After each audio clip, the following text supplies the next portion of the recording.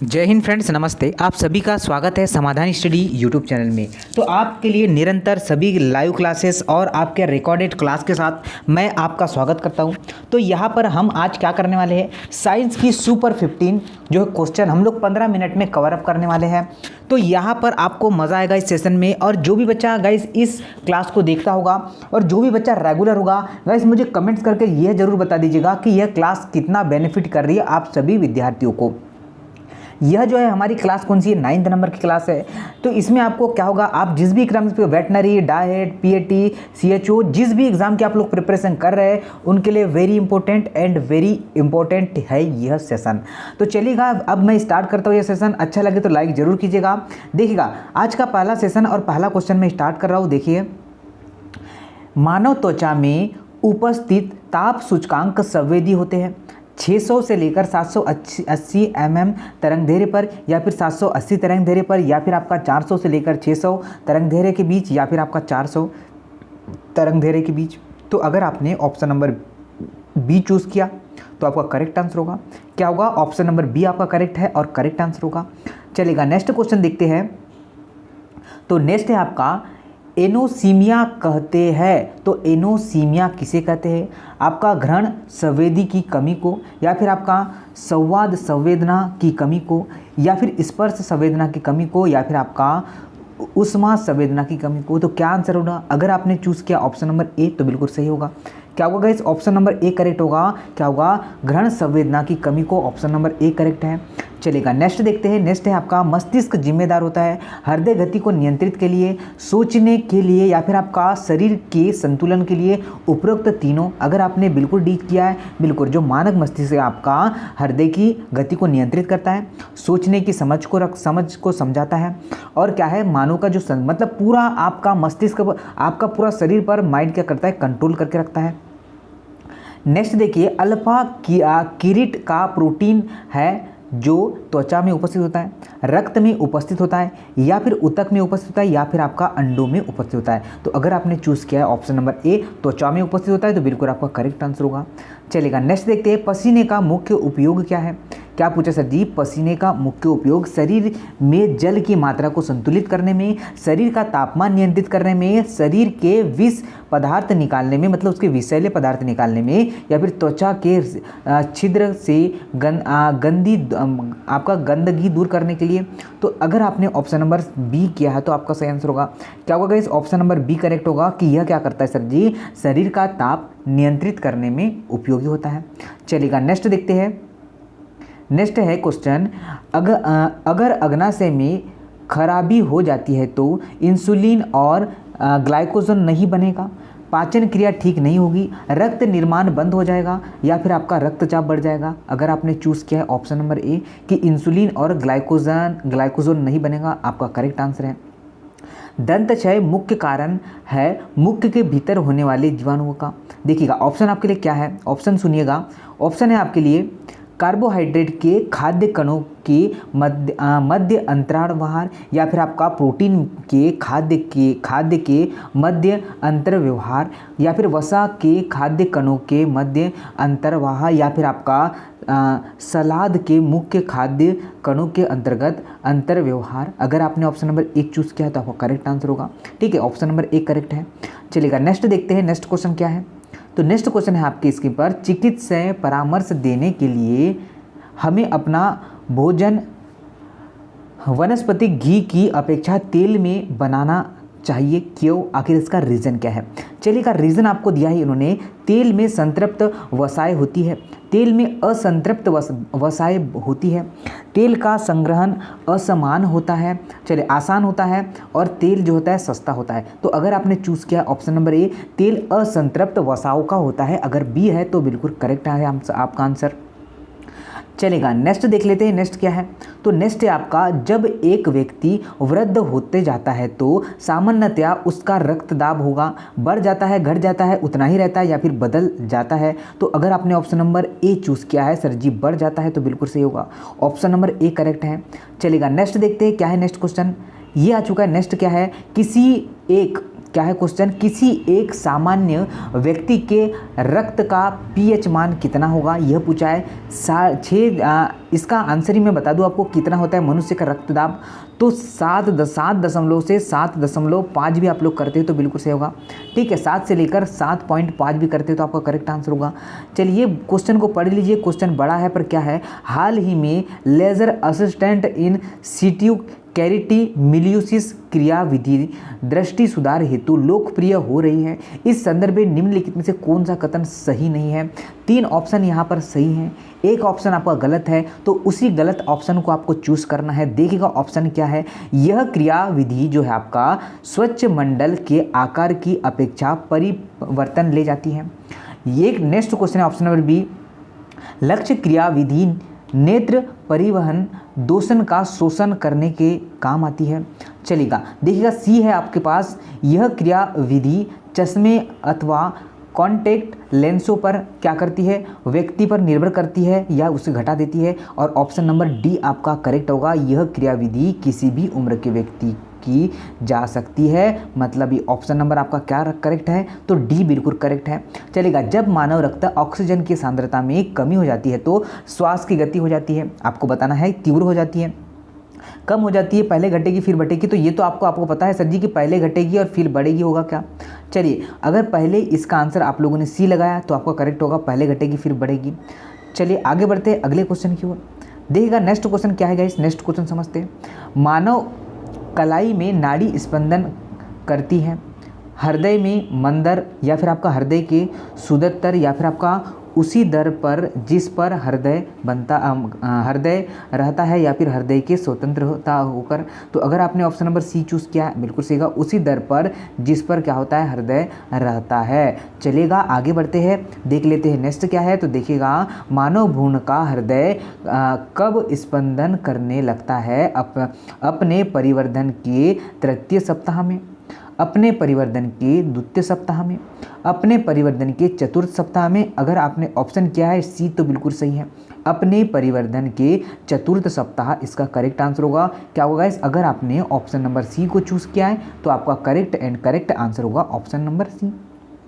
चलेगा, बढ़ते गए नेक्स्ट क्वेश्चन की ओर। मानव शरीर में पुच्छ कौन सी संरचना से संलग्न होता है। चलिए, सूक्ष्म दांत्र या फिर आपका बाह्य दांत्र, पित्ताशय या फिर आमाशय। तो अगर आप सभी विद्यार्थियों ने ऑप्शन नंबर बी को चूज़ किया है, क्या होगा आपका यहाँ पर बृहद दांत इसका करेक्ट आंसर होगा। चलेगा, नेक्स्ट अब क्वेश्चन की ओर बढ़ते हैं, देख लेते हैं नेक्स्ट क्वेश्चन क्या है। तो नेक्स्ट है आपके स्क्रीन पर आ चुका है, मानव मस्तिष्क के निम्नलिखित भागों में से कौन सा एक निर्गण और उल्टी का निगमन केंद्र है। तो देखिएगा, प्रमस्तिष्क, अनुमस्तिष्क, मेडुला ऑब्लोंगेटा या फिर पेंस, इसने बोला है कि आपको जो वोमिटिंग आती है उस कहाँ से आती है, तो बिल्कुल आपका मेडुला ऑब्लोंगेटा से आती है। नेक्स्ट देखिए, निषेचन की क्रिया कहाँ पर होती है, अंडवाहिनी, गर्भाशय, अंडाशय या फिर आपका योनि में। तो क्या होगा, इसका आंसर ये होती है आपका अंडवाहिनी में। क्या होगा, अंडवाहिनी इसका करेक्ट आंसर है। चलेगा, नेक्स्ट को देखते हैं हम लोग, नेक्स्ट क्या है। तो नेक्स्ट है, मानव में शरीर में निम्नलिखित भागों में से किस एक में शुक्राणु डिंब को निषेचित करता है। डिंब वाहिनी या फिर आपका गर्भाशय ग्रीवा या फिर आपका गर्भाशय का नली का भाग या फिर गर्भाशय का ऊपरी भाग। तो अगर आपने चूज़ किया है ऑप्शन नंबर ए तो आपका करेक्ट होगा, डिंब वाहिनी आपका करेक्ट होगा। क्या होगा इस डिंब वाहिनी अगर आपने किया है तो सही होगा। सामान्य मनुष्य के रक्त का पीएच मान स्तर कितना होता है, अभी ही मैंने बता चुका है आपको। ठीक है, क्या होता है अभी मैंने बता चुका है आपको, आपने बिल्कुल सही कर लिया होगा। चलेगा, नेक्स्ट क्वेश्चन देखिएगा, जो मनुष्य यह नहीं समझ पाता कि जब उसे भोजन खाना रोक देना चाहिए तब पीड़ित है। चलिए, कौन से रोग से पीड़ित है, मधुमेह या फिर आपका मधुमेह इंसुलिन की कमी के कारण होता है, यह ध्यान रखना है। चलिए, बुलिमिया या फिर आपका एनोरेक्सिया या फिर आपका अति अम्लता है। तो ऑप्शन नंबर बी आपका करेक्ट होगा। क्या होगा, ऑप्शन नंबर बी आपने चूज़ किया तो आपका करेक्ट है। चलेगा, बढ़ते गए नेक्स्ट क्वेश्चन की ओर। देखिए नेक्स्ट क्वेश्चन क्या है। नेक्स्ट क्वेश्चन है, एक गिलास पानी पीने से कितनी कैलोरी ऊर्जा मिलती है, 15, 0, 25 या 50। तो अगर आपने चूज़ किया सर जी ऑप्शन नंबर बी 0 तो बिल्कुल करेक्ट होगा। क्या होगा, एक गिलास पानी पीने से कोई भी ऊर्जा नहीं मिलती है। नेक्स्ट देख लेते हैं हम लोग क्या होगा। नेक्स्ट है आपके स्क्रीन पर कि मानव वृक्क अस्मरी में पाया जाने वाला मुख्य रासायनिक कार्बनिक यौगिक कौन सा है? कैल्शियम कार्बोनेट, यूरिक अम्ल, या फिर आपका कैल्शियम ऑक्सलेट, या फिर आपका कैल्शियम सल्फेट। अगर आपने चूज़ किया है ऑप्शन नंबर सी तो आपका करेक्ट होगा, कैल्शियम ऑक्सलेट इसका करेक्ट आंसर है। ऑप्शन नंबर सी वाले बंदे बिल्कुल सही है और बिल्कुल सही है। चलिएगा नेक्स्ट देखते हैं क्या है नेक्स्ट। तो नेक्स्ट है ये देखिएगा, नेत्र में प्रदाता की आंखों में निम्नलिखित में से कौन से एक भाग का उपयोग किया जाता है? Lens, iris, cornea, retina. और दान कौन सा करते हैं? तो हम लोग कार्निया दान करते हैं क्या? बिल्कुल सर जी, बिल्कुल सही बोल रहे हैं आप, ऑप्शन नंबर सी करेक्ट होगा। चलिए आगे देखते हैं। आगे है, उस वाहिनी का नाम क्या है जो आमाशय तथा क्षुद्रांत से यकृत में पोषक युक्ति रक्त देती है? यकृत शिरा या बाह्य स्त्रा यकृति ध्वनि, या फिर आपका दाही यकृति ध्वनि, या फिर यकृत पेश द्वार सरी। तो अगर आपने ऑप्शन नंबर जो है डी किया है तो बिल्कुल करेक्ट होगा। क्या होगा इसका आंसर? होगा ऑप्शन नंबर डी, जो आपने बहुत ही शानदार तरीके से किया होगा। चलेगा, ईईजी से जिस अंग की कार्य प्रणाली प्रकट होती है उसे मस्तिष्क, हृदय, कान, या ऑप्शन नंबर डी क्या है? ऑप्शन नंबर डी है आपका यकृत कहते हैं। चलिए क्या कहते गाइस? तो अगर आपने चूज़ किया सर जी मस्तिष्क, तो मस्तिष्क बिल्कुल आपका करेक्ट होगा। मस्तिष्क का वेट पूछ लूँ तो आपको बताना है, आपको 1400 ग्राम होता है। चलेगा आगे बढ़ते हैं अगले क्वेश्चन को, देखते हैं नेक्स्ट क्वेश्चन क्या है। तो नेक्स्ट है आपके स्क्रीन पर देखिए, क्वेश्चन है कि मस्तिष्क तथा मेरुरज्जु पर चढ़ी झिल्ली में सूजन आ जाने का कारण क्या है? उसमें कौन सा रोग होता है? चलिए आपका ऑप्शन नंबर है पैरालिसिस होता है, या फिर आपका यूकेमिया होता है, या फिर आपका स्क्लेरोसिस होता है, या फिर आपका मेनिनजाइटिस होता है। तो अगर आपने चूज़ किया सर जी ऑप्शन नंबर डी मेनिनजाइटिस तो बिल्कुल सही होगा। तो क्या करेक्ट आंसर होगा? ऑप्शन नंबर डी करेक्ट है। चलिएगा आगे देखते हैं, नेक्स्ट देखते हैं क्या है। नेक्स्ट है आपका आँख की रेटिना की परंपरा कैमरा के निम्नलिखित में से किस भाग से तुलना की जाती है? लेंस से, आपका फिल्म से, या फिर आपका शटर से, या फिर आपका आवरण से। तो अगर आपने चूज़ किया सर जी ऑप्शन नंबर बी तो आपका करेक्ट होगा। क्या होगा? ऑप्शन नंबर बी फिल्म इसका करेक्ट आंसर होगा।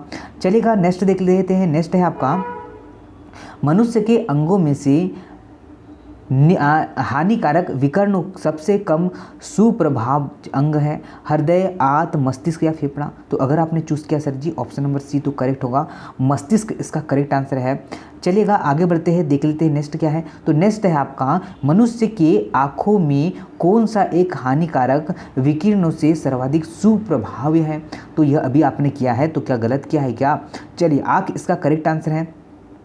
नेक्स्ट देख लेते, एक सामान्य मनुष्य का उच्च रक्तचाप एवं निम्न रक्तचाप क्रमशः होता है। तो कितना होता है सर जी? तो ये तो आपको पता है सर जी, 120 जो है 120 से कितना होता है 80 तक होता है। तो यह जो है टेम्परेचर, यह आपको ध्यान रखना है। रक्तचाप के बारे में इसने पूछा था आपसे। चलेगा नेक्स्ट देखते हैं, फिर वही पूछा है स्वस्थ मनुष्य का रक्तचाप कितना होता है? तो यही इसका आंसर है। क्वेश्चन को जो है घुमाकर आपसे पूछ लिया है। क्या है? क्वेश्चन को घुमाकर पूछ लिया, पर आंसर क्या है? यही आपका करेक्ट आंसर है। चलेगा आगे बढ़ते हैं, देखते हैं नेक्स्ट क्या है। नेक्स्ट है, देखते हैं क्या नेक्स्ट, ये आ चुका है नेक्स्ट, मनुष्य स्वस्थ स्थिति में सामान्य रक्तचाप क्या है? फिर वही क्वेश्चन पूछ लिया है, पर जो क्वेश्चन पूछा है उसने क्वेश्चन का लैंग्वेज करके चेंज करके पूछा है, बट उसका आंसर क्या था? एक ही आंसर है। चलिए, अधिकांश प्राणियों के जीवित पदार्थ का लगभग 80% भाग पदार्थ वसा, प्रोटीन, कार्बोहाइड्रेट, खनिज होगा। तो अगर आपने ऑप्शन नंबर बी चूज़ किया गाइस तो बिल्कुल होगा, प्रोटीन होगा। क्या होगा? प्रोटीन होगा, यह आपको ध्यान रखना है। चलिएगा आगे बढ़ते हैं, देखते क्या है। तो यहाँ पर दिया है नेक्स्ट क्वेश्चन क्या है, समझते हैं। देखिएगा, घरेलू धूल में वह क्या है जो दमा पीड़ितों को परेशान करता है? धूल में कार्बनिक रसायन जो धूल में विद्यमान है, धूल बारूदी, या फिर आपका धूल की नमी। तो क्या अगर आपने ऑप्शन नंबर सी चूज़ किया तो बिल्कुल सही होगा। क्या होगा? धूल बारूदी होती है। तो ऑप्शन नंबर सी आपका करेक्ट आंसर है। चलिएगा नेक्स्ट देखते हैं क्या है। निम्नलिखित में से कौन सा यौगिक मानव शरीर में आपका संग्रहित नहीं होता है? तो मानव शरीर में कौन सा संग्रहित नहीं होता? एमिनो अम्ल, या फिर आपका ग्लाइकोजन, या फिर आपका वसा, या फिर आपका कोटोफेरा। तो अगर आपने चूज़ किया है बिल्कुल ऑप्शन नंबर डी तो सही होगा। क्या होगा? टोकोफेराल इसका करेक्ट आंसर होगा। क्या होगा? Option number D. चलिएगा नेक्स्ट देखते हैं, नेक्स्ट क्या है। तो नेक्स्ट है, निम्नलिखित में से कौन सा लवण मानव हड्डियों में सर्वाधिक मात्रा में पाया जाता है? Calcium carbonate, calcium chloride, calcium sulphate, या फिर आपका calcium chloride. Sodium chloride, sorry guys. तो देखिएगा अगर आपने चूज़ किया है कैल्शियम फॉस्फेट तो सी आंसर आपका करेक्ट होगा। चलिए क्या होगा, सी आंसर करेक्ट होगा। नेक्स्ट देखते हैं। तो नेक्स्ट है निम्नलिखित में से कौन सा जैव निरूपण मानव शरीर में अधिकतम ऊर्जा प्रदान करता है। चलिए तो किसमें किसका फॉर्म चेंज होता है, मैं पहले आंसर ही बता दूं आपको। ऑप्शन नंबर एटीपी जो होता है एडीबी में चेंज होता है। अब ये एटीपी और एडीबी क्या है, एडेनिन टाइफॉस्फेट है यह, और एडेनिन डाइफॉस्फेट ये एनर्जी का ही रूप है। ठीक है गाइस, ये एनर्जी का ही आपका रूप है। चलिए आगे देखते हैं। ये क्वेश्चन रहेगा आपके लिए होमवर्क, क्या काम मैंने, ये रहेगा आपका होमवर्क। अब सभी बच्चे ध्यान दें कि आपको जो है क्लास कैसी लगी है ज़रूर से बताना है, और क्लास देखने के बाद जो है अपने को शेयर भी करना है। क्या काम मैंने, अपने को शेयर करना है। इसका आंसर आप लोग कमेंट्स बॉक्स में कमेंट्स करेंगे कि सर इस क्वेश्चन का आंसर क्या होगा। तो जय हिंद गाइस, ऐसे ही मैं आपके लिए बहुत ही शानदार क्लासेस लाता रहूँगा। आपका सपोर्ट बना रहा गाइस, तो जल्द ही मैं कुछ आपके लिए स्पेशल करने वाला हूँ। चलिए जय हिंद एंड नमस्ते।